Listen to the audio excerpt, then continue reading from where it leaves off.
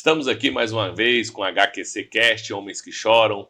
Eu sou o Frank William. Eu sou o Emanuel de Jesus. Estamos aqui hoje com um convidado super mega especial, Apóstolo Edson. Seja bem-vindo, Apóstolo Edson. Obrigado, bom dia, é um prazer nós estarmos aqui pela primeira vez, né?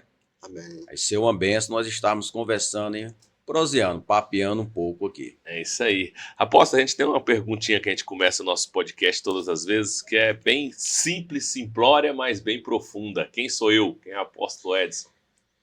Olha, isso é uma pergunta Bem profunda, né? bem profunda. Eu atuo no Ministério Pastoral, já tem 25 anos, eu atuo no Ministério Pastoral. E atuo também profissionalmente como psicanalista e terapeuta emocional. Casado aí, vai fazer 30 anos de casamento.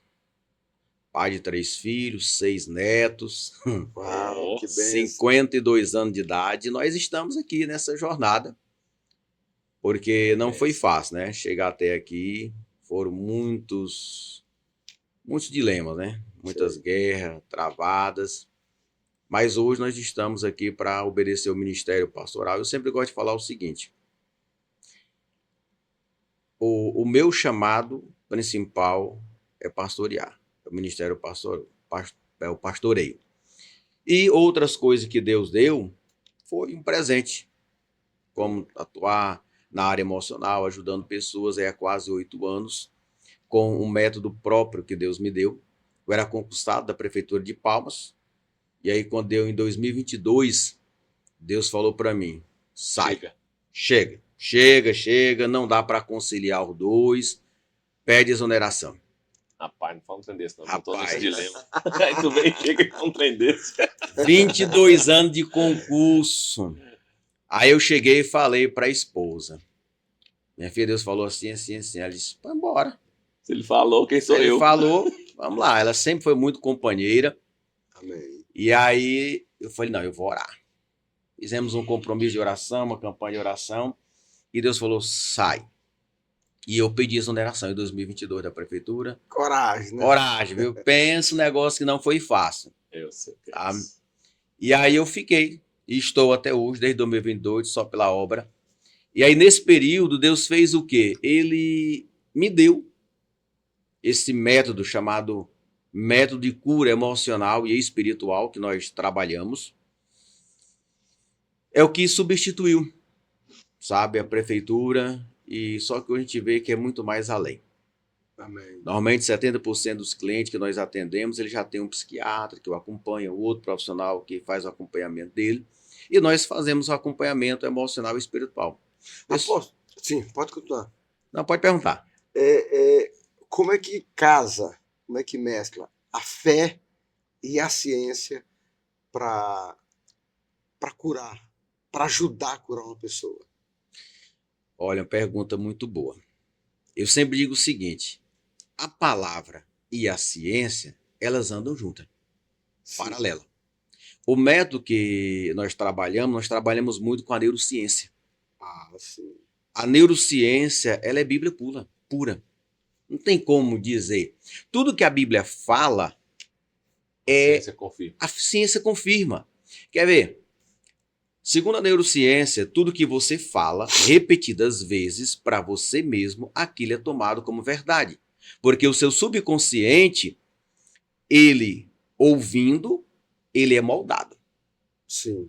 O nosso cérebro é como se ele fosse um plástico. Ele vai sendo moldado, esticado. Então, se você fala repetidas vezes para o seu subconsciente, ele toma aquilo como verdade e joga para o seu corpo. Tá, vamos para a Bíblia? O que a Bíblia diz? Tudo que é ligado na terra é ligado no céu.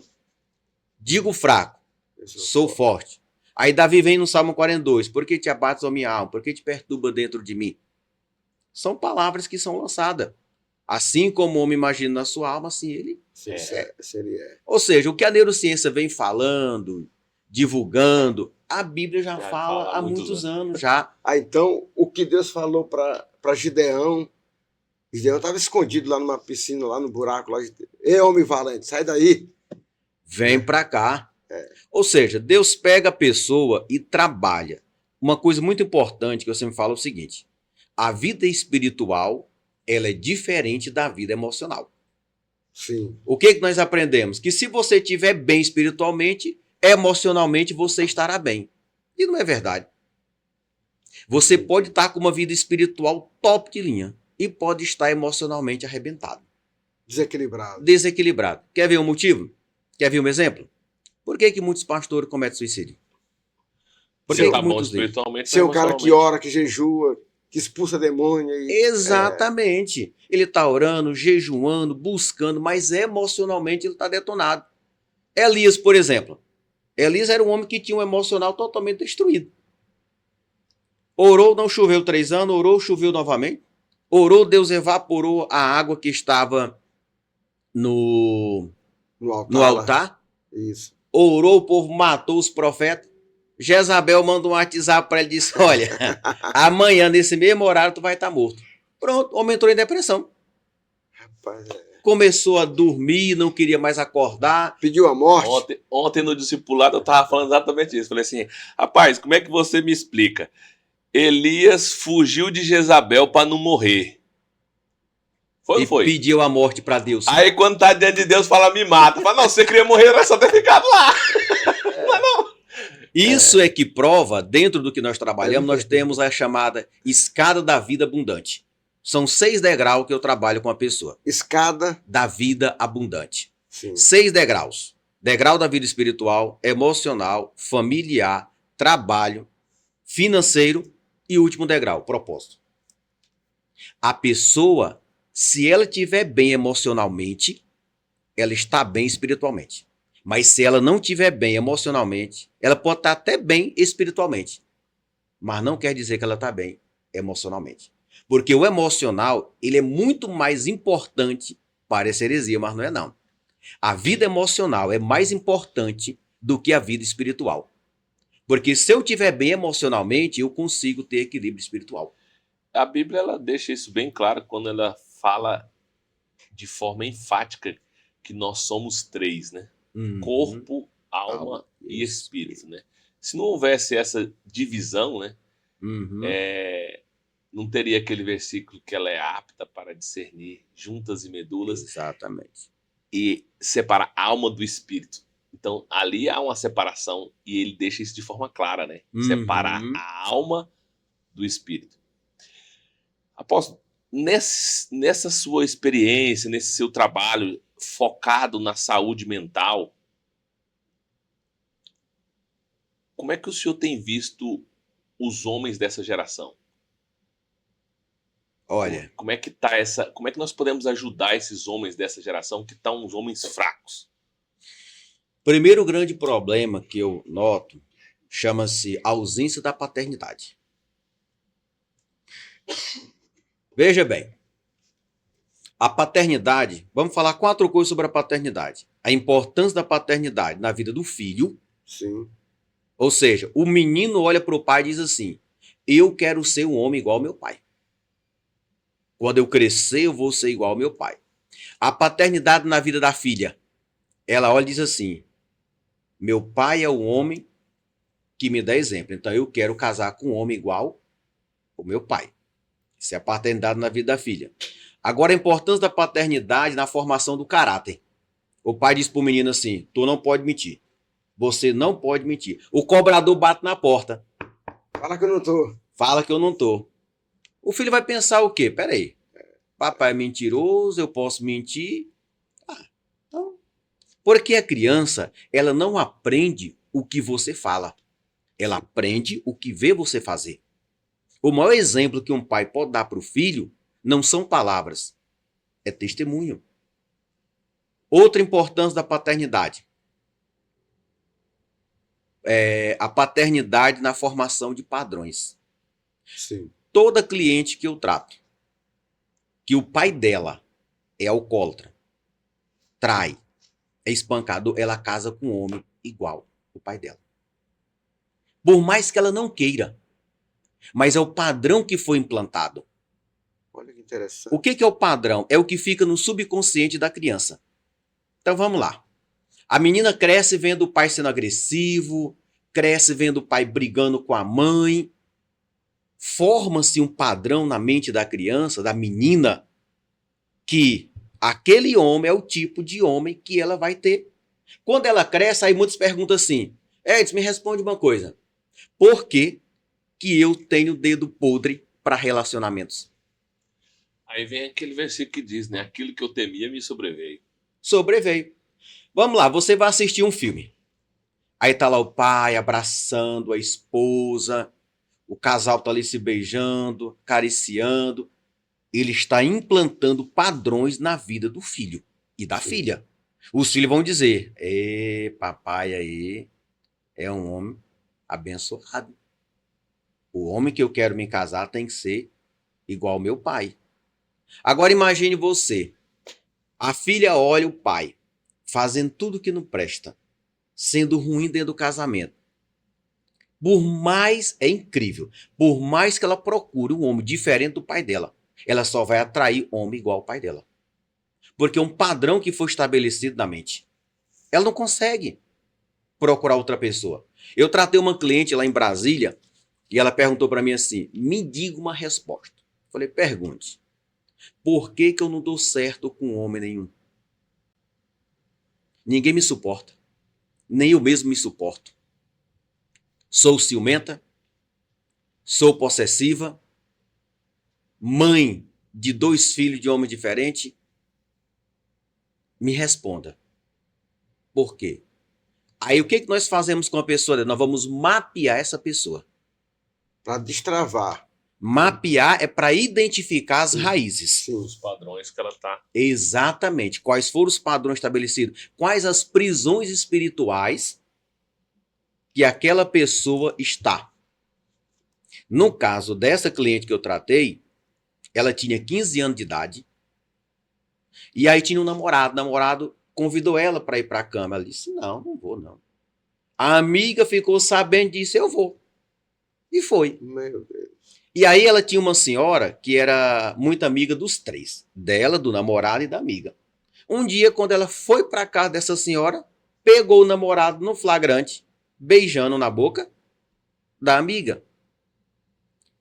No subconsciente dela registrou o seguinte, olha o padrão que foi registrado. Nunca mais ninguém toma o namorado meu. E isso foi estabelecido inconscientemente. Aí que gerou ciúmes. Exatamente. Entendi. E aí, Gerou cortando nela. um pouquinho, apóstolo, confirma mais uma vez que a ciência confirma o que a Bíblia diz, né? Porque ali a Bíblia ela é enfática e categórica em dizer exatamente sobre essa questão que você está falando dos padrões, que a neurociência aplica, que você repete padrões. A Bíblia nos traz que a maldição ela acompanha até a 4ª geração. Mas a bênção até a 10ª geração. Né? Exatamente. Que são os padrões. Se você for trazer isso para a ciência, nós estamos falando dos padrões. Dos padrões estabelecidos. Olha só. Uma criança, o cérebro é formado a partir de 3 meses. Quando a mãe engravida, do 3º mês de gestação, o cérebro está formado. Ou seja, tudo que a mãe fala, ouve e sente pelo cordão umbilical é transferido para a criança. Tudo. Olha, existe... Quando que inicia a formação de padrão? No ventre. Eu vi um estudo uma vez, inclusive tem até algumas técnicas, não sei se o senhor conhece, de fazer a pessoa regressar até no ventre. Eu tive um colega de faculdade que ele tinha muito trauma, assim, pavura, não, quase uma síndrome do pânico com um acidente. Porque na época que ele estava grávido, que a mãe dele estava grávida dele, ela sofreu um acidente e ele sofreu todo esse impacto. E aí ele passou por essa metodologia de regressão e tal, e foi até lá no útero e identificou que foi no momento desse acidente que gerou esse trauma nele lá no ventre. Exatamente. Confirma de novo a Bíblia. Eis que eu vos escolhi desde o ventre da sua materno. mãe.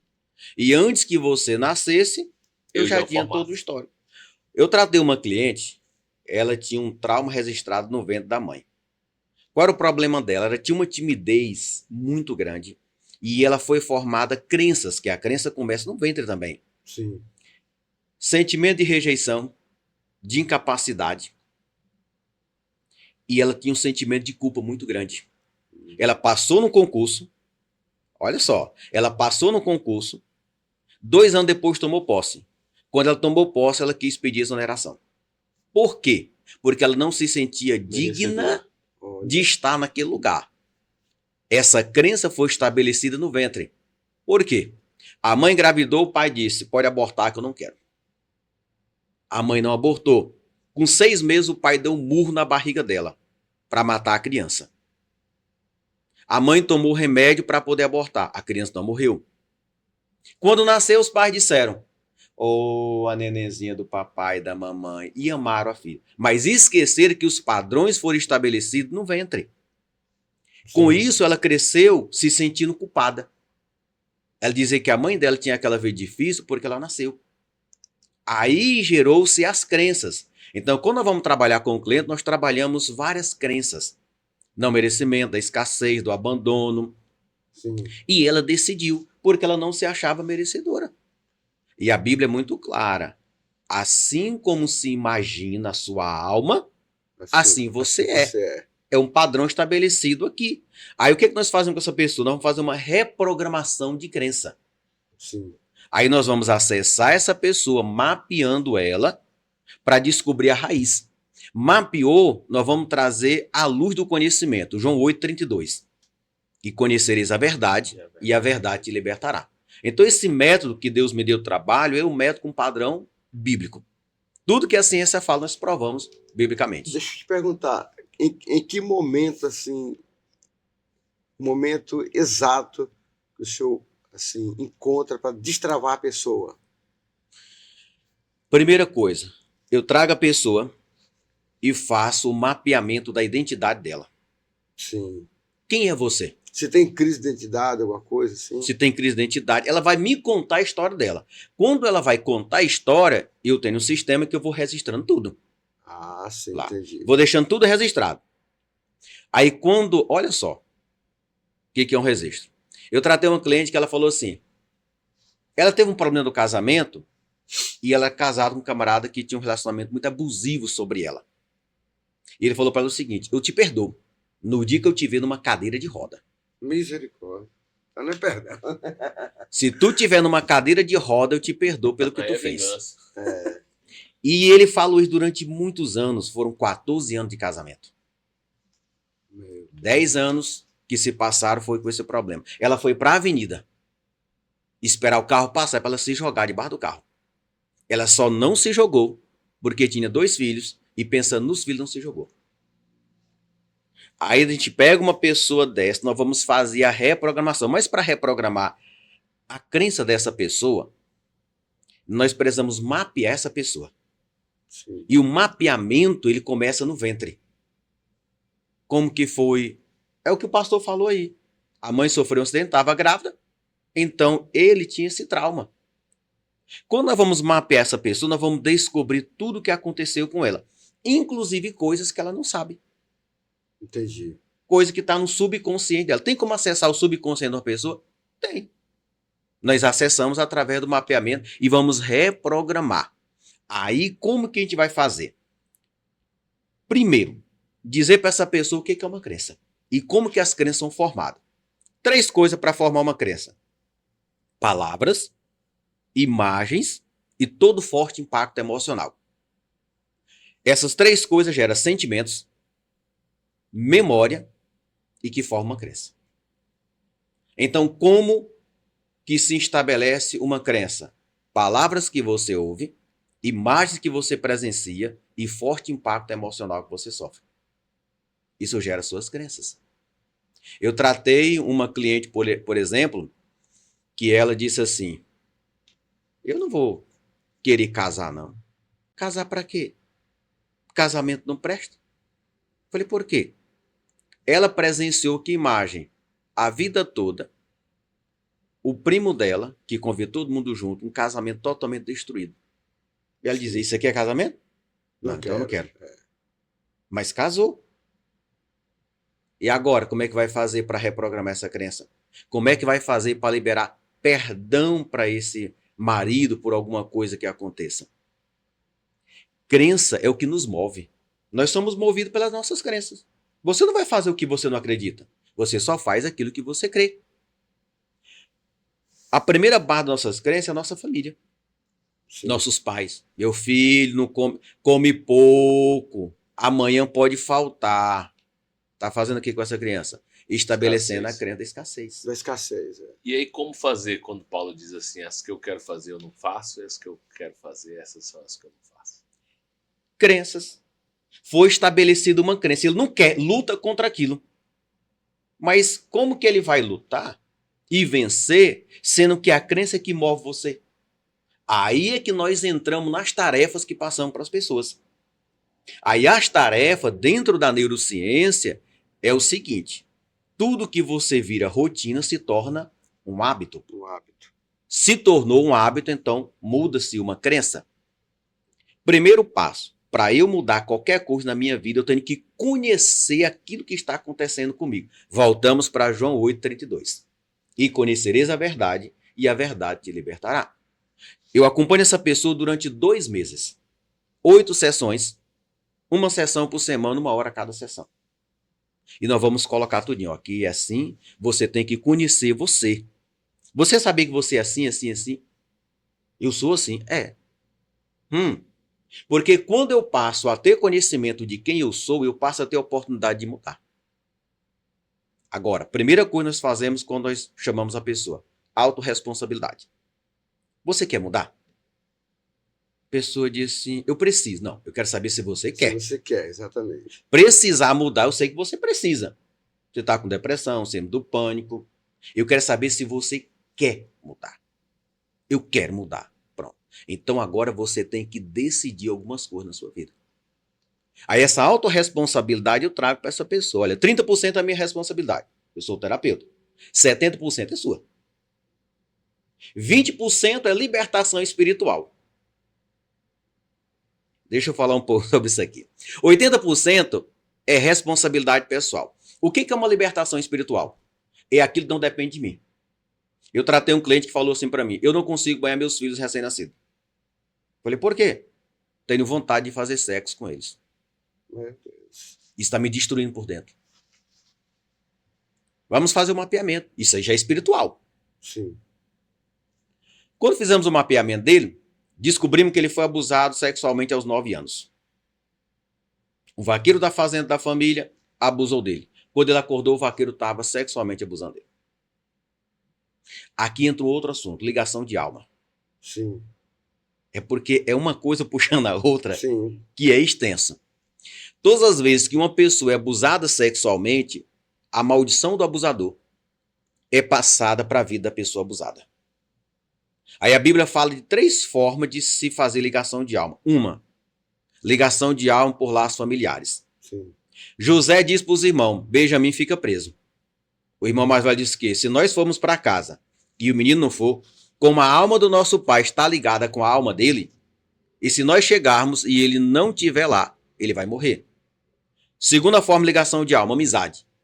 E Davi amou Jonatas, e a alma de Davi se ligou com a alma de Jonathan. Terceira forma de ligação de alma é a pior de todas: ato sexual. Paulo diz em 1 Coríntios o seguinte: se você se junta com a meretriz. Você é um só com ela. Exatamente. Você é um só com ela. Cumpre-se Gênesis: deixa o homem pai e mãe, une-se a sua mulher e os dois serão uma só Carne. carne. Então, todas as vezes que uma pessoa sofre um abuso sexual, o desejo do abusador é transferido para a vida do abusado. Por isso que ele se torna um agressor futuramente. Toda pessoa que é pedófilo, um dia ele foi abusado. Isso praticamente é regra geral. Um pastor me compartilhou assim, que o outro pastor, o colega dele, olha só a situação, chegou e falou assim: pastor, eu queria congregar com o senhor. Pode vir. Só que eu preciso de ajuda, tem um problema. O que é? Eu sou pedófilo. Meu Deus. A resposta foi: você é um vagabundo. Sai daqui e vai-te embora. E aí? Será que a igreja está preparada para sarar pessoas de verdade? Será que nós estamos verdadeiramente preparados para gerar cura na vida das pessoas? Sem julgar? A ligação de alma é algo tão terrível que eu tratei o caso de uma criança de 1 ano de idade, conversando com os pais, mora em Connecticut, nos Estados Unidos. E aí, atendendo eles, ele falou assim: o nosso filho tem 1 ano. E agora está com gestos obscenos. Eu falei, como assim esses gestos obscenos? Ele deita na cama de barriga para baixo e fica como se estivesse tendo relação sexual. 1 ano de idade. 1 ano de idade a criança. 1 ano de idade. Aí a mãe falou assim, e quando o meu marido sai, ele deita no sofá, faz o mesmo gesto. Ele falou assim, Edson, ainda olha para mim com cara de homem safado. 1 ano de idade a criança. Porque quando é fora de palma, a gente atende por vídeo chamada, Google Meet, eu lá olhando pra criança. Falei, vamos mapear esse menino? Ele disse, vamos. Alguém abusou esse menino. Alguém molestou. Aí ele falou, sabe por quê? Olha, a babá que olha ele, ela olha várias crianças. E ela tem um irmão que diz que ama criança. E um dia eu fui dar um banho no meu filho e vi que o pintinho dele estava todo vermelho. Pensei que fosse a minha esposa tentando abrir a fimose. E não era. Molestaram o menino. Olha a transferência. 1 ano de idade. Aí nós fazemos o quê? Nós fazemos uma oração de desligamento de alma. Falei, pai, pega esse menino, abraça ele e nós vamos orar para que seja desligado sobre a vida da criança. Oramos, acabou o problema. Nunca mais. Então eu atendo, por exemplo, pastores, pastoras, missionários, missionárias. Tratei um pastor agora numa cidade aqui, ele falou assim para mim, eu deito na rede e olho para os punhos da rede e penso, vou desatar a rede, aproveitar a corda que já está aqui na área e vou me enforcar. Um pastor, homem de Deus abençoado, muito usado, prega para todo canto aqui. Por quê? Depressão, síndrome do pânico, ansiedade e está pastoreando. Homens que estão no altar, mas precisam ser curados. Homens que não é que ele precisa descer do altar, seria ótimo se descesse, mas muitos não querem descer do altar. Então, já que não tem coragem, pelo menos seja tratado. Busca ajuda, né? Busca ajuda. E como fazer com que Pedro diz lá na sua primeira carta? Você ajudou, restaurou, mudou as crenças, mas aí, por conta de um outro forte impacto emocional, a pessoa volta a lamber as suas feridas, a porca volta ao chiqueiro. E aí Olha, a Bíblia diz, e Pedro diz isso, é ele quem diz, que o estado dele se torna pior do que o primeiro. sobre autorresponsabilidade, a última coisa que eu falo é isso aí. 30% minha responsabilidade como terapeuta, 70% é do cliente, 20% é espiritual, 80% é responsabilidade pessoal, mas 100% é responsabilidade pessoal do quê? Se manter liberto. Não é difícil libertar uma pessoa. Sim. Eu pego uma pessoa, trato ela durante 2 meses. A gente entrega ela liberta. Agora, se manter liberta é o que Jesus fala. Que eu quero fazer paralelo com o que o pastor falou.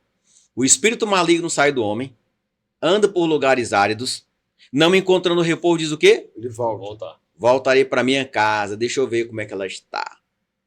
Voltando, encontra ela vazia, varrida e adornada. E quando ele volta, traz 7 pior do que ele. O grande problema não é ser liberto, é se manter liberto. Aí é uma responsabilidade pessoal. E a pessoa tem que ter essa autoconsciência. Por quê? Porque a partir do momento que você pega uma pessoa, acompanha ela, trata toda a libertação dela. Quantos pastores a gente não tem acompanhado? Tratado. Pastor, terminou, segue o barco. Mas normalmente eu oriento o seguinte, tem uma mentoria. Todo líder precisa de um mentor. Pastor, então, meu Deus, é terrível, precisa de uma mentoria. Precisa de um acompanhamento. Então, assim, tudo que nós tratamos dentro desses 2 meses tem muita coisa. Quer ver uma situação muito complicada? Suicídio. Por que que uma pessoa tira a própria vida? Motivo principal. Toda pessoa que quer se matar não quer morrer. Sim. Matar a dor. É retirar a dor da alma dele. Que arrancar com a dor. A dor da alma. Aí ele procura todos os meios, não encontra. Aí ele começa a ouvir voz. Toda pessoa que tenta suicídio, primeiro ele começa a ouvir vozes. Faz isso, faz aquilo. Eu tratei um cliente de 17 anos de idade. Qual o motivo dele querer cometer suicídio? Livros místicos. Um dos motivos, tirar a dor. Outro motivo, portão espiritual aberto. Sim. Nós trabalhamos 5 portões abertos. Portão da morte, perversão sexual, portão dos vícios, religiosidade e portão da rejeição. Esse cliente, ele tinha um hábito de ler livros místicos, coisas bem misteriosas. Passou a ouvir uma voz que dizia assim: vai na gaveta da cozinha, primeira gaveta do armário, tem uma faca, pega, passa no pulso, passa no pescoço. E aquela voz ia, de hora em quando, falando isso para ele, e ele continuou lendo os livros. Um dia ele foi, pegou a faca. Quando foi passar no pulso, o irmão chega por trás e pega na mão dele. Então, suicídio, a pessoa quer tirar a própria vida, um dos motivos que eu falei foi esse. A pessoa quer tirar a dor da alma dele. A dor, nós vamos mapear para saber a origem da dor. Por quê? Esse pastor, por exemplo, que eu tratei, ele falou: rapaz, muitas vezes eu pensei em pegar a corda da rede e tirar a própria vida. Tinha o seu psiquiatra, o profissional que o acompanhava, tomava remédio. Só que não tem como tratar o emocional na psiquiatria. E aqui nós tratamos o emocional e o espiritual na vida da pessoa. Outro assunto importante, perdão. E eu costumo dizer que perdão corresponde a 50% da cura de uma pessoa. O que nos impede de perdoar? Orgulho. As pessoas não entendem. Tem uma palestra que a gente ministra, tanto nas empresas como nas igrejas. O tema é a importância do perdão na saúde emocional. Eu ministrando essa palestra no Sesc, em Paraíso, aí uma pessoa falou assim: eu até que perdoo. Se ela vier aí me pedir perdão, perdoo. Mas nunca veio me pedir perdão. Uma coisa importante sobre perdão. Ninguém precisa do meu perdão. A não ser eu. Sim.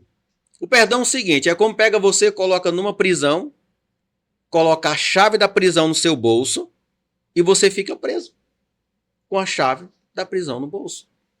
Alguém pergunta: ei, por que tá preso aí? Não, por isso, isso e isso.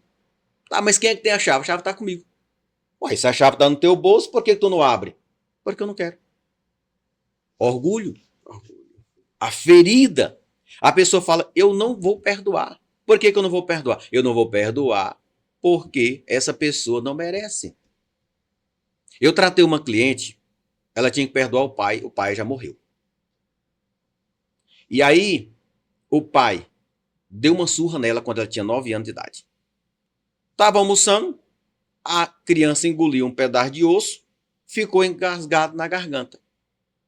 Levou no médico, o médico disse: minha filha, tosse para ver se sai.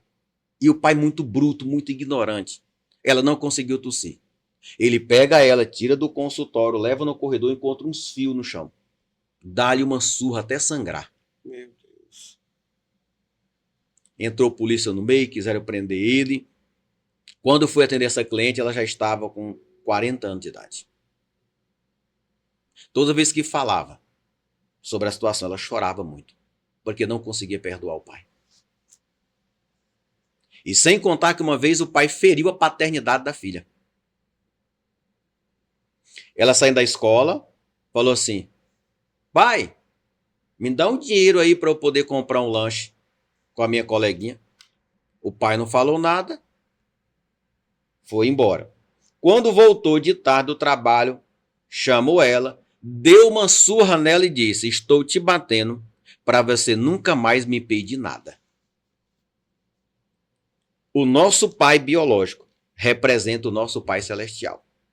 Toda pessoa que tem problema com seu pai, ele tem problema com Deus. Toda pessoa que tem problema de paternidade, ele não consegue ter vida com Deus. O senhor entrou num assunto que nós já abordamos aqui em alguns outros episódios. Exatamente isso que eu já afirmei, né, Bispo? Por que que os homens que têm problema de paternidade transferem esse problema de paternidade biológica para Deus, né? Tem dificuldade de se relacionar e ver Deus como um pai, porque ele vê essa figura paterna como um monstro. Exatamente. Como ajudar esses homens a desvincular essa paternidade biológica da paternidade celestial? Olha, não tem como. Não tem como desvincular a paternidade biológica da espiritual, porque elas estão interligadas. O que temos que fazer é... Veja só, vou dar um exemplo aqui. Eu tratei uma cliente que ela falou assim: eu não consigo firmar igreja nenhuma. Eu não consigo ter conexão com Deus. Fizemos um mapeamento. Os pais eram divorciados e ela ficava um tempo na casa do pai e outro tempo na casa da mãe. E sempre que ela ia para a casa do pai, ela dormia na cama com ele para matar a saudade. Aos 13 anos ele passou a mão nela. Meu Deus. Ela saiu da cama quietinha. Não falou nada. A partir dali, ela nunca mais teve relacionamento com Deus. Ela não conseguia. E quando se fere uma paternidade, se fere a autoridade masculina. A mulher que tem problema de paternidade, ela tem dificuldade de ter submissão ao marido, chefe, e ela tem dificuldade de relacionamento com Deus. Porque a paternidade, ela também traz essa questão do papel masculino na vida dela. E se o pai for muito agressivo, ele leva ela ao lesbianismo. Por quê? Porque ela tem a aversão da figura masculina. Exatamente. Tem aversão papel masculino. O que fazemos com uma pessoa que tem problema de paternidade? Nós vamos gerar nessa pessoa a paternidade espiritual. E aqui eu recomendo o livro da pastora Tânia Teresa. Paternidade. Uma das tarefas que passamos é livros, autodeclaração, mas é extremamente importante a questão da paternidade. Eu ouvi uma história que tinha um grupo de pessoas evangelizando uma praça. E um rapaz levantou, fazendo uma algazarra, falando alto, para acabar com o evangelismo. Uma pessoa, conhecendo o assunto da paternidade, saiu e fez uma pergunta para aquele rapaz. Como que é o relacionamento entre você e seu pai? Ele disse: eu odeio o meu pai. Por quê? Porque o problema com o pai biológico, a paternidade biológica, atinge a paternidade espiritual. O filme é Cabana. Todos já assistiram.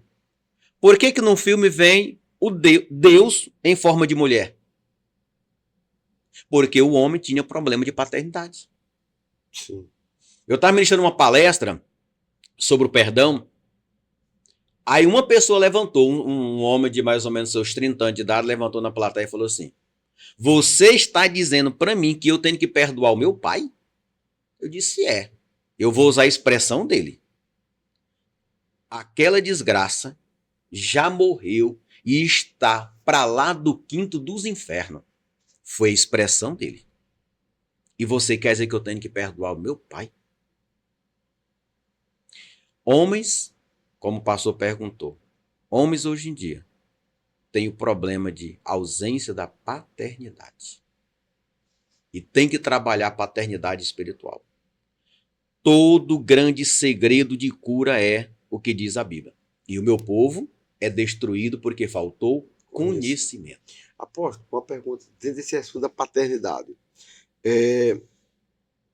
Eu acredito que uma das ferramentas que gera uma identidade bem resolvida é palavra de afirmação. Por exemplo, Jesus ele ia saindo para o deserto, ser tentado pelo diabo. E Deus falou assim: olha, vem cá, meu filho, tu és o meu filho amado. Na tua visão, tua experiência, por que muitos pais têm dificuldade de falar para os filhos que ele é um filho amado, que ele é precioso? Por que que os pais têm dificuldade de ministrar para os filhos palavra de afirmação? Olha só. Vamos lá. Se Deus é o principal exemplo de que ministrou no filho dele uma palavra de afirmação. Então, deixa eu perguntar para o senhor. Os seus pais faziam isso com o senhor? Muito. Meu Deus, meu pai falava que era um gato, que era bonitão. E eu falo para minha filha isso todo dia. Você só dá o que você recebeu. Porque a maioria dos pais não valida os filhos. Pelo contrário, invalidam ele. Quantas pessoas eu tenho tratado que são cruéis com os filhos? Porque os pais foram cruéis com ele. Os estudos já comprovam que você só tem 2 tipos de comportamento, né? Ou você repete ou você repele. Não tem pra onde fugir. Pronto, padrão de repetição. Vamos lá. Joel 3,10. Digo fraco. Eu sou forte. Sou forte. Peraí, essa pessoa é fraca ou é forte? Ela é fraca. Mas Deus está dizendo o quê? Diga para você mesmo que você é forte. Por quê? Porque nós somos o resultado do que falamos a nosso respeito. Então Deus fala o quê? Diga o fraco, sou forte. Se você falar para você que você é, você se torna. E a neurociência prova. São tarefas, inclusive, que passam para as pessoas. Chama-se declaração profética. Sim. Eu vou declarar para mim, mesmo não sendo, eu vou declarar que sou e passo a ser. E tem estudos que comprovam isso, né? De universidades, escolas que separaram os alunos de uma turma e falaram para os piores lá que eles eram os melhores e eles se tornaram os melhores. Ó, nós somos resultado de 2 coisas. Do que falamos para nós mesmos e do que pensamos a nosso respeito. Provérbio 3,7. Assim como imagina a pessoa na sua alma, assim ele é. Isso é o poder da imaginação. Você pode ser uma pessoa de grande potencial, mas se você se vê como fracassado, é assim que você vai ser. Porque o que você se imagina, ou te lança, ou te bloqueia. Sim. E outra coisa que eu falei para a igreja esse dia o seguinte. O nosso presente é a cópia do nosso futuro. Verdade. O que você é hoje, você vai ser daqui 10 anos. E eu perguntei assim, há 10 anos atrás, igreja, vocês achariam que estariam na mesma situação que está hoje? O meu futuro só é mudado quando eu decido mudar o meu presente. Aí entra a crença da religiosidade. Sabe o que falamos? Em nome de Jesus, ano que vem vai ser diferente. Quando dá no ano que vem, não fica do mesmo jeito? Não serviu o nome de Jesus, não? Qual o problema aqui? Responsabilidade pessoal versus espiritual. As pessoas que atribuem a Deus o que é da sua responsabilidade. Transferência de responsabilidade desde o Jardim do Éden, né? A culpa Pronto. é da Eva, que é a culpa da serpente. Que a culpa também é Que de Deus. A culpa é de Deus porque botou a serpente no jardim. Mas tu... Peraí. Quem te mostrou que tu estava nu? Não, tu não comeu da fruta que eu te mandei. Peraí. Deus sabia que ele estava nu, mas não disse que ele estava nu. Deus sabia que ele tinha comido da fruta, mas não disse que ele comeu. O que Deus quer? O que Deus queria de Adão? Reconhecimento. Reconhecimento e autorresponsabilidade. E Adão fracassou. Porque ele bota a culpa na mulher e em Deus. Porque a mulher Isso. que tu me deste, Exatamente. automaticamente botou a culpa em 2 e se isentou. Agora, após fazer uma pergunta, pessoal, responde se eu quiser. Pode perguntar. Eu gosto de perguntar. O seu pai não foi aquele pai presente que ministrava a palavra de afirmação. Não. E isso fez o senhor trabalhar nessa área hoje. Ser bênção para muitas pessoas naquilo que tu foi ferido, no caso, né? Exatamente. Quando foi que despertou, que deu esse clique? Que, rapaz, eu vou ajudar pessoas naquilo que eu sofri.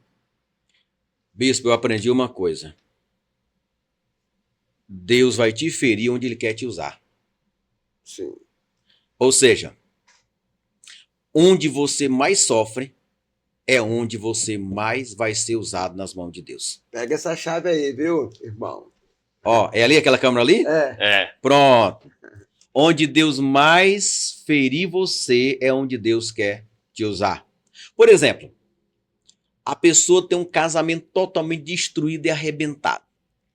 Aí Deus restaura aquele casamento. É para casais que Deus vai usar aquela pessoa. Sim. É para casais. No lugar da vergonha, tereis dupla honra. Dupla honra. Pedro passou a noite todinha pescando, não pegou nada. Jesus mandou ele voltar para onde? Para o mesmo lugar. Só mudou a estratégia.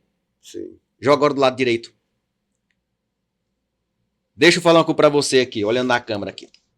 Se você quer mudar a tua colheita, mude a tua semente. Sim. As pessoas querem colher diferente plantando a mesma coisa. Não funciona. Quer colher morango do amor plantando limão. Essa daí foi boa. Não dá. Eu preciso ter um entendimento.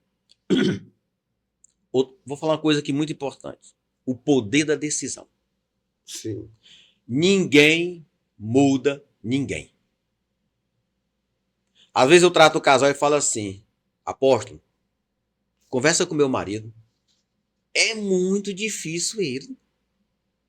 E eu falo o seguinte, quer ver o teu marido mudado? Ele falou, quero.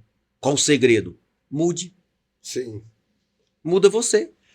Ontem eu assisti um testemunho do... Testemunho não. Era um... Eu acredito que seja um ministro que estava celebrando um casamento. E aí cortaram só o trecho que ele fala exatamente essa história. Ele conta pro casal que está casando ali. Ele fala assim, olha, existia um homem que ele estava desesperado. Ele correu na casa do pai dele e falou assim, pai, eu preciso que minha mulher morra. Porque eu não aguento mais aquela mulher e tal e tal. Aí o pai dele falou assim, você quer que ela morra? Eu vou resolver seu problema. Eu vou te dar esse pozinho aqui e você vai todo dia colocar um pouquinho na comida dela. Se ela perceber, depois de 30 dias ela vai morrer. Só isso, só isso. Mas não coloca muito não, vai colocar só um pouquinho, tá bom? Só que eu vou te pedir uma única coisa. Você me pediu isso, eu vou te pedir uma coisa. Para que as pessoas não suspeitem que você matou sua esposa, você vai ter que ter algumas atitudes para não ser o principal suspeito, senão você vai ser preso por homicídio. Você está disposto a fazer? Tô.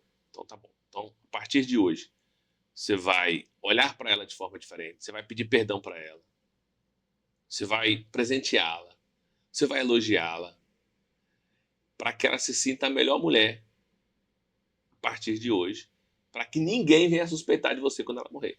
Ah, não, mas isso eu não dou conta. Não, então isso não vai dar certo, você vai ser preso. Não, então tá bom, vou fazer. Aí disse que o cara saiu e foi.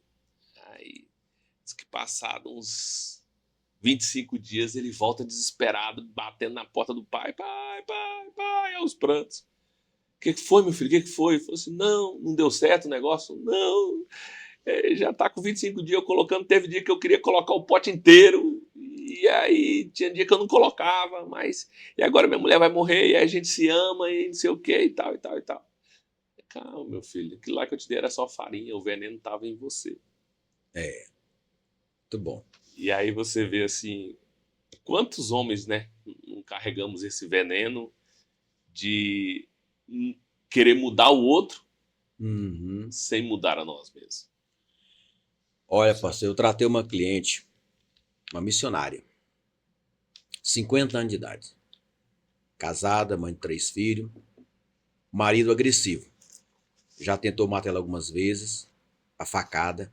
Misericórdia. E aí ela teve que ir embora de Palma, deixou os 3 filhos como esposo e Deus mandou voltar. E ela resolveu tirar a própria vida. Olha, ninguém imagina o tanto de homens e mulheres de Deus que querem tirar a própria vida. Nesses 8 anos que eu tenho trabalhado, eu tenho acompanhado. Ela decidiu cometer suicídio, Deus mandou um pastor amigo dela na casa dela e impediu ela de fazer isso. Ela procurou uma pastora amiga dela, que é uma colega minha, e disse, eu preciso de ajuda. Só que eu preciso de um tratamento que tenha palavra junto. E aí ela encaminhou e nós começamos a acompanhar. E ela disse, meu marido é bruto, ignorante, já me bateu várias vezes, já tentou me matar. E eu quero saber como que eu faço para ter uma transformação no meu casamento. Porque o meu marido não quer mudar. É bruto. Eu disse, tem um segredo para o seu marido mudar. Falou, qual? Nós vamos trabalhar a sua mudança. Disse, como assim? A minha mudança? Mudar mais do que eu já mudei? Não tem como. Tem. E acompanhamos ela E depois que encerrou o tratamento, ela foi falar para mim. O homem estava uma seda. Indo para a igreja, congregando com ela. Virou uma bênção. A mulher tem o poder de mudar uma casa. É por isso que a Bíblia diz, né? Mulher sábia edifica a mulher sábia edifica a casa. E se ela mudar dentro de casa, o cara muda. O homem exerce menos poder de influência sobre a mulher. E a prova disso está lá em Pedro de novo. Desculpa que eu amo Pedro. Me identifico muito com esse cara. Você pega ali quando ele vai dar acho que, se salvo engano, 1 Pedro 3, ele vai falar assim aos maridos e às esposas ao casamento, né? Sim. E, se eu não me engano, acho que ali tem em torno de 8 versículos. 7 é para a mulher, o último que é para o marido. Desse jeito. E ele começa falando exatamente sobre isso. Mulher, que não seja o seu adorno, a sua beleza, o seu, né, a sua maquiagem, aquilo que realmente que chama a tua atenção, que você se dedique para isso. Mas se dedique para o seu interior.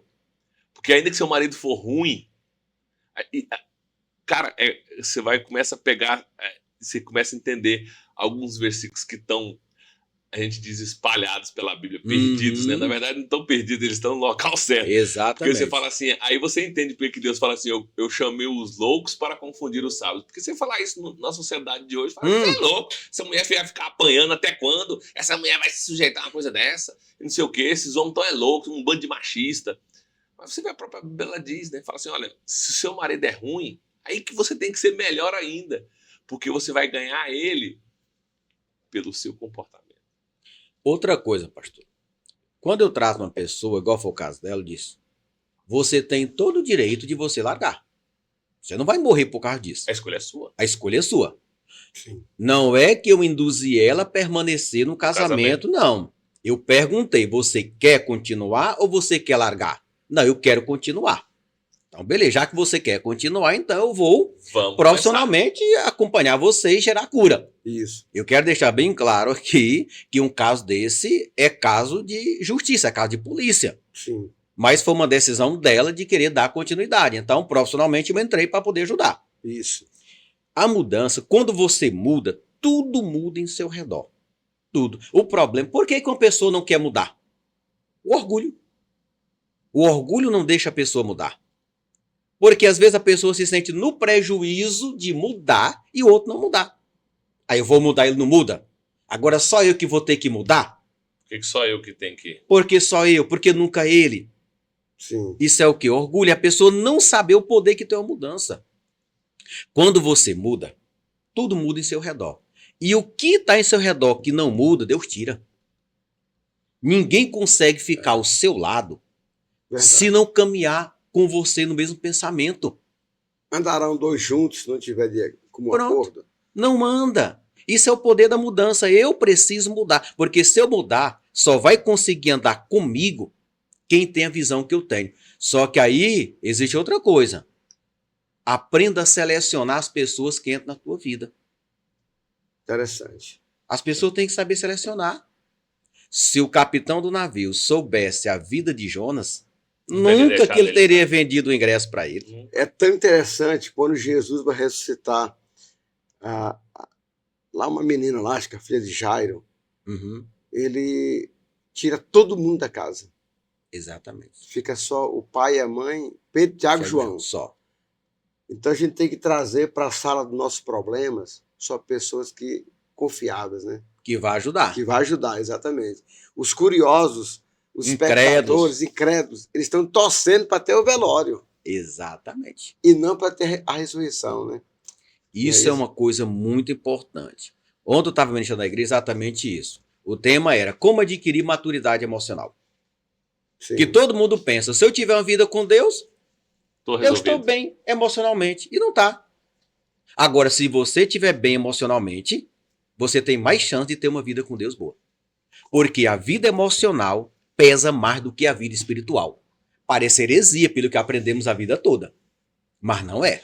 Eu li um livro um dia desse, A Alma Prostituta, até do Coraiola. Livro bom para todo pastor esse livro. Que a nossa alma, ela é mestra em dar desculpas. Uhum. E ele compara, interessante, ele compara aquela mulher samaritana com a alma e Jesus com o espírito. Então o espírito fala assim, eu tenho sede, quero ir numa igreja. A alma fala, não, eu estou muito cansada, não tem corda, o poço é fundo. Não é? Na tua experiência, apóstolo, como destravar a alma de uma pessoa dessa? Vamos lá. Porque se é na alma que mora todos os conflitos, que a nossa alma é o centro de todas as nossas emoções, né? Isso, Não exatamente. É a caixa das emoções, né? Só complementando o que você está falando aqui, aí nós pegamos mais um versículo, né? Confirmando na Bíblia, a palavra de Deus, que os olhos são a janela da alma. Por Exatamente. que não é do espírito? Por que não é do corpo? É da da alma. Tá, vamos lá. Como curar uma pessoa emocionalmente? Sim. Vamos dar algumas dicas. Primeiro, ensinar essa pessoa a lidar com as críticas. Assim. Primeira dica, para você ter maturidade emocional, que é o que nós estamos falando aqui. A pessoa tem que aprender a lidar com a crítica. É um dos motivos, é uma das coisas. Quando a pessoa critica você, você não tem que se preocupar com a pessoa que criticou você. Você tem que perguntar o seguinte, essa crítica é mentira ou é verdade? Se a crítica for verdadeira, a pessoa pode até falar para te magoar. Mas se for verdadeira, eu tenho a obrigação de mudar. Sim. Então eu tenho que aprender a lidar com a crítica. Outra coisa para sarar uma pessoa emocionalmente. Reprogramar as suas crenças. Isso. Vamos descobrir qual a crença dessa pessoa, qual a raiz, onde que ela adquiriu, por quê. Porque a partir do momento que você descobre a raiz, aí você vai ter a oportunidade de ser curado. Onde que o inimigo entra na vida de uma pessoa? Na falta do conhecimento. A falta do conhecimento é o quê? É uma brecha para ele. É. Aí ele age na vida de uma pessoa que fala, eu não sei por que eu sou assim. Essa cliente me perguntou, por que eu sou assim? Por que ninguém me suporta? Emocionalmente, a pessoa precisa saber o motivo para ela poder ser curada. E conhecereis a verdade te libertará. Se eu não tenho conhecimento das minhas raízes emocionais, não tem como gerar cura emocional na minha vida. Tá? A primeira coisa que eu faço com a pessoa é mapear a pessoa. Quando ela começa a contar a vida dela, a história dela, a identidade dela, eu vou registrando tudo. Nas próximas sessões eu vou dizendo o que você me falou. Você tem autoconsciência? Aí o que eu trabalho com autoconsciência? Estado atual, onde a pessoa quer chegar e um plano de ação. Porque a pessoa às vezes tem autoconsciência, mas nem de tudo sobre a vida dela. Como eu fiz um mapeamento, ela vai me dizer, eu estou com depressão. Pelo mapeamento que eu fiz, eu vou dizer para ela o motivo da depressão. O motivo que ela está daquela forma. Onde você quer chegar? Eu quero chegar aqui. Então vamos traçar um plano de ação? Aí dentro do plano de ação que nós traçamos para essa pessoa, ela vai cumprir. Aí já é a sua autorresponsabilidade dos 70%. Ela cumpriu o que está fazendo. Sim. Então vamos lá. Primeira coisa, a pessoa tem que lidar com a crítica. Segundo, a pessoa tem que aprender a assumir responsabilidade dos seus erros. Parar de ser vitimista. Sim. Emocionalmente, a pessoa está fragilizada. Um outro motivo também, falta a autoafirmação. A ausência da paternidade. É um conjunto de coisas que nós temos que descobrir numa pessoa, mapeando ela, depois sentar com ela. O seu motivo é esse, esse, esse e esse. Aí você fala alguma coisa para alguém assim, eu tô nessa situação mesmo, tá? Você tá nessa situação bem aqui. Meu Deus, pois eu não sabia. Esse é o teu diagnóstico. E pronto, esse é o teu diagnóstico. Tá aqui, o seu diagnóstico. Tá aqui o Vamos relatório. lá, lê aqui. A pessoa olha assim e diz, eu não sabia disso. Esse sou eu mesmo, tem certeza? Sou eu? De outro paciente, não. Deixa eu falar uma coisa, saindo um pouco do emocional, mas uma coisa muito importante. Ponto de contato. O que é um ponto de contato? Vamos lá. Eu tratei uma cliente, ela é de Florianópolis. Ela ganhou um presente. Uma pulseira de uma amiga. E a amiga muito invejosa. Depois que ela ganhou essa pulseira, de 2 empregos ela perdeu 1. Engordou mais de 20 quilos. Adquiriu uma doença. Nem servia mais. A pulseira no braço dela. Não tirou a pulseira. Mas com 20 quilos não servia mais. Esticou. Salvou. Salvou. Salvou. O quê? Fez uma ressonância magnética. Não conseguiram tirar a pulseira. Os médicos não tiraram. Um dia ela orando falou assim, Deus, eu tô morrendo. Eu não aguento mais. Fez uma oração. Quando ela levantou da oração, que ela pegou um trinco da porta para abrir a porta, a pulseira estourou no braço dela. O que é um ponto de contato? Isso também faz parte de curar a vida emocional da pessoa. Ela estava emocionalmente destruída. Sim. Porque através desse ponto de contato de uma pessoa invejosa, isso destruiu a vida dela. Outro ponto de contato. Pode ser objetos, como foi o caso dela. Sim. Cheguei numa casa que me ligaram assim, apóstolo, corre aqui. Meu sobrinho está endemoniado. Quando eu chego, a tia estava com um sobrinho de 12 anos de idade, sentado no chão, de perna cruzada e com ele no colo. E o demônio urrando na boca dele. Chega e esturrava dentro da sala. Chegamos, expulsamos o espírito maligno, fomos conversar com ele. Olhei para o jovem, o adolescente, vi um cordão com um pingente. E me deu vontade de perguntar, me diz uma coisa, onde você conseguiu esse cordão? Eu comprei lá na feira hippie, um hippie estava passando e me vendeu. Já que o senhor perguntou, deixa eu lhe confessar aqui uma coisa. Todas as vezes que eu coloco esse cordão, me dá vontade de chorar. Meu Deus. Me dá uma tristeza. Depressão. Depressão. É só colocar o cordão.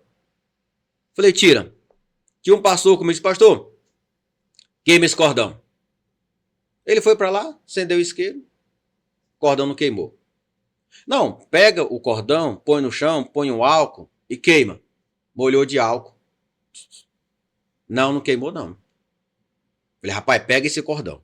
Destrói ele. Coloca ele dentro de um copo, enche esse copo de álcool E toca fogo. Mas faz uma oração. Olha, não é mentira o que eu tô falando, é verdade. Tem cada coisa que só vendo para acreditar. Quando ele tocou fogo, depois que orou, queimou o cordão e fedeu o enxofre. Meu Deus. É o que nós chamamos no tratamento de pontos de contato.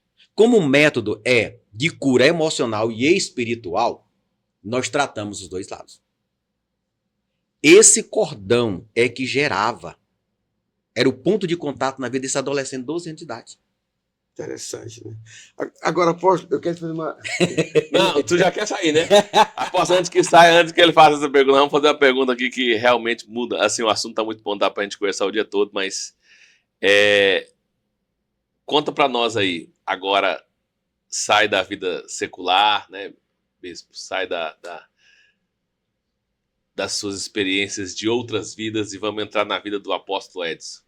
Conta pra nós aí um momento que o apóstolo Edson chorou. A pergunta Aquele que eu choro. vou fazer pra ele, né? Exatamente, eu já sabia. Aleluia. Olha, Porque nosso tempo tá curto aqui e a gente vai ter que encerrar, mas a gente não gosta de encerrar sem trazer essa experiência pessoal.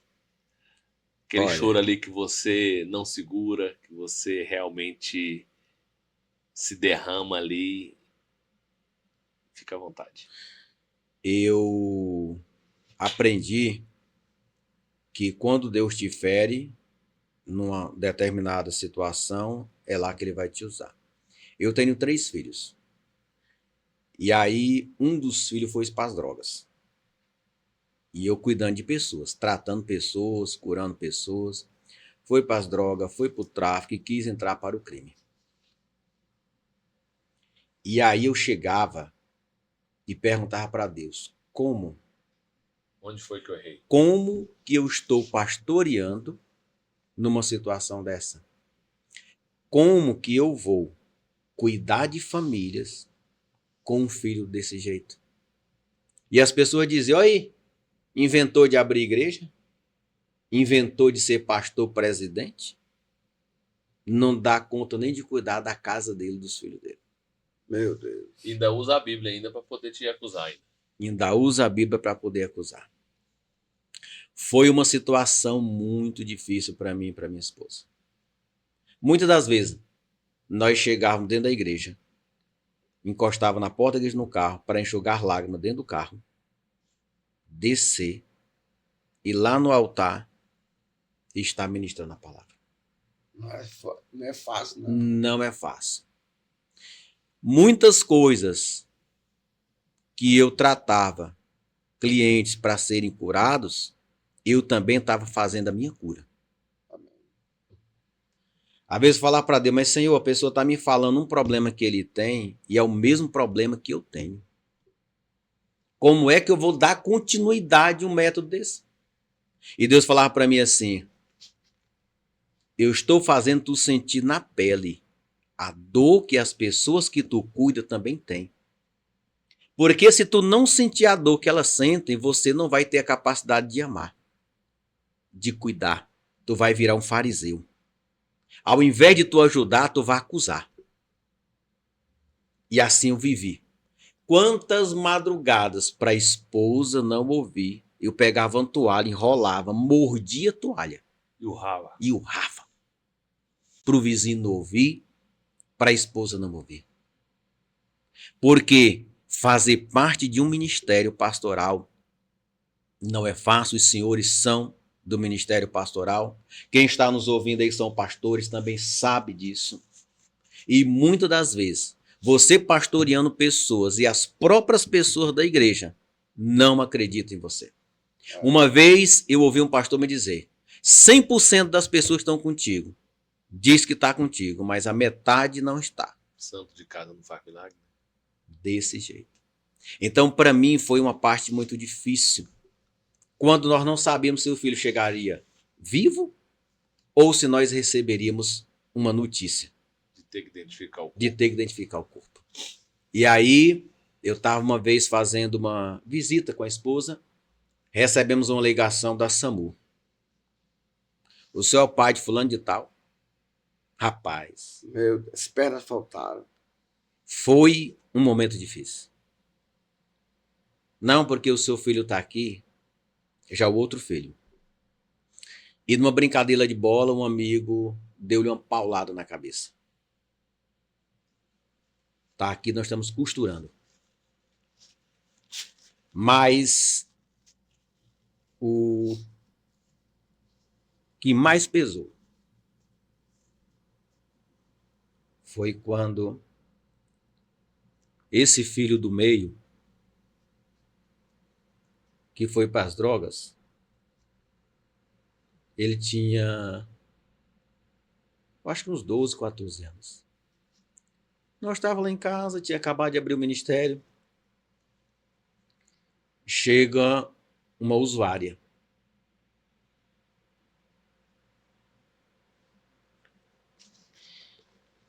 E aí ela perguntou assim, vocês são os pais de fulano, né?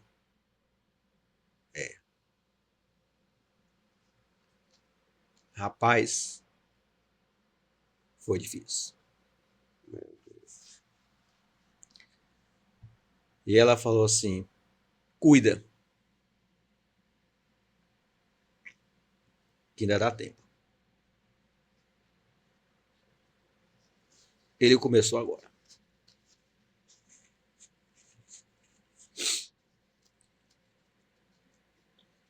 Esse dia, o chão acabou. Acabou o mundo. Nós tínhamos acabado de abrir o ministério. Meu Deus. E aí, ele chegou e nós fomos conversar. E de lá para cá, foram alguns anos. Para chegar onde nós estamos hoje, eu mais a esposa. Foram momentos assim, como todos nós, né? Sim. No Ministério Pastoral. Mas para mim, esse dia foi um dia assim que marcou. Hoje ele está casado, restaurado, Glória a Deus. Aleluia. Glória a Deus, pastor. onde as pessoas diziam assim, rapaz, a polícia tem que matar. Meu Deus. Vagabundo, a polícia tem que matar. E aí eu sempre digo uma coisa, por trás de cada traficante, bandido, ladrão, Tem uma história. tem uma mãe que ora, Sim. um pai que ora e que intercede. Verdade.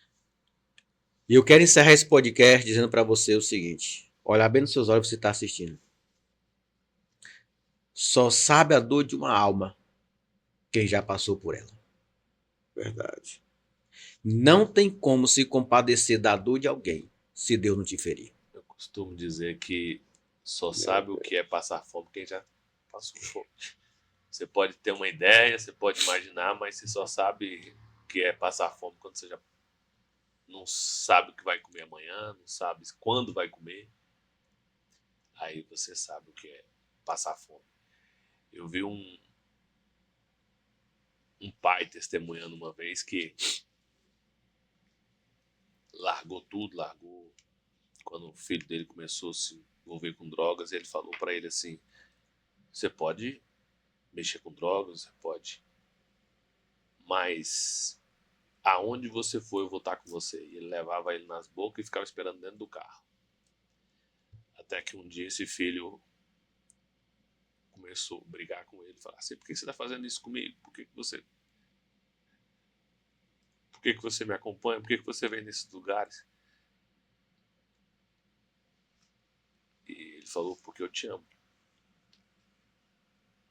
E enquanto eu puder estar com você, eu vou estar. Até o momento que você se libertar. E diz que a partir daí ele começou a se livrar e hoje é uma pessoa que vive do ministério e curada, liberta.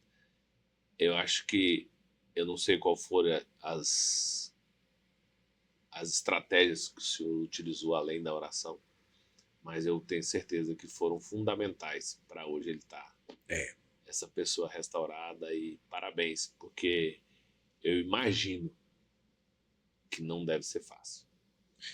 É difícil. E eu digo sempre uma coisa.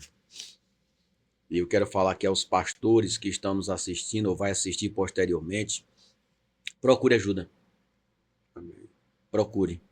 Porque não podemos morrer sozinhos. Eu há mais de 8 anos trabalhando, acompanhando muitos pastores, pastoras, e digo uma coisa: precisamos de mentoria. Precisamos pelo menos de um companheiro para conversar. Pelo menos para desabafar. Para desabafar. Por quê? Quando a Bíblia diz em Tiago 5,16, ela fala assim: confessai as vossas culpas uns aos outros. Sim. E orai uns pelos outros para ser curado. O princípio da libertação, um deles é a confissão sincera. É a exposição. Não existe cura sem exposição. Sim. A mulher do fluxo do sangue tocou nas vestes de Jesus, foi curada e Jesus expôs ela. Ele poderia ter deixado ela embora. Já estava curada mesmo? Já estava curada mesmo, mas expôs. Porque além da cura física, Jesus deu salvação para ela. Verdade. Então tem que ter exposição. E que cada pastor que está aqui nos ouvindo nesse podcast procure ajuda. Estamos aqui à disposição com um método de terapia de cura emocional e espiritual. Se alguém quiser lhe procurar, como é que faz para ele achar? Você pode deixar o telefone? Eu vou deixar o telefone aqui. Nós temos também o nosso Instagram, Edson Carneiro Terapeuta. Temos depoimento de pessoas que nós já tratamos. E agora nós vamos também lançar um vídeo explicativo. Sim. De mais ou menos 15 a 18 minutos para poder explicar o que é o método, como que funciona. Mas pode nos ligar. O telefone é 6398148 6398148 8459. 8459. Pode nos procurar. Vamos colocar nos comentários aí na descrição do vídeo. Contato do apóstolo Edson. Você pode. A sua igreja fica onde, pastor Edson? Aqui em Palmas. Fica em Palmas a igreja IAI, Igreja Apostólica Internacional. Fica ali próximo à autovia, em frente à autovia ali, naquela ruazinha dupla. Sei. Estamos lá. Perto da Febracis ali. Na Rua da Febracis. Pronto. Na Rua da Febracis, em frente à Igreja Universal, Movida Locadora. Não tem errado. Não tem erro, não. Estamos lá Vai ser um dia de culto toda lá. terça e domingo. Amém. Terça às 19h30, domingo às 18h30. Estamos aí de portas abertas e quero aqui agradecer por esse momento do podcast, Amém. agradecer ao Bispo Emanuel, ao pastor Franklin, que Deus abençoe a vida de vocês. O rapaz está nos ajudando na operação, que Deus abençoe a todos. E você que nos ouviu, vai nos ouvir. Faça uma oração para os nossos netos espectadores. Vamos orar nesse Amém. momento? Amém. Senhor, nós queremos agradecer a Ti por esse Sim, momento. papai. Ímpar, Sim, maravilhoso. sim. Que eu tenho certeza que foi um divisor de Sim. águas aqui Sim, e sim. será na vida daqueles que vão ouvir. Sim, Deus. Em nome do Em Senhor nome de Jesus, Jesus. nós queremos profetizar cura emocional e espiritual. E que essa palavra, que esse podcast, homens que choram, Sim, Deus. possa gerar muitas lágrimas de cura. Aleluia. Em nome de Jesus. Amém Amém. Oh, e meu amém. apóstolo. Aê. Obrigadão, meu apóstolo. Eu que Foi agradeço. uma honra. A As honra portas foi estão toda minha. abertas para quando quiser voltar. Você que nos acompanhou até aqui, muito obrigado pela sua presença. Esperamos você no nosso próximo episódio. Deus abençoe.